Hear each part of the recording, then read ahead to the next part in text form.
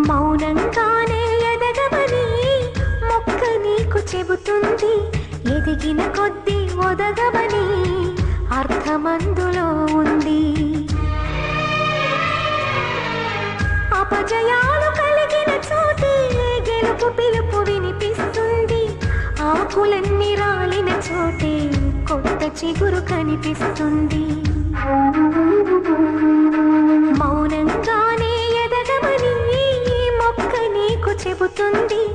ఎదిగిన కొద్దీ ఒదగమని అర్థమందులో ఉంది.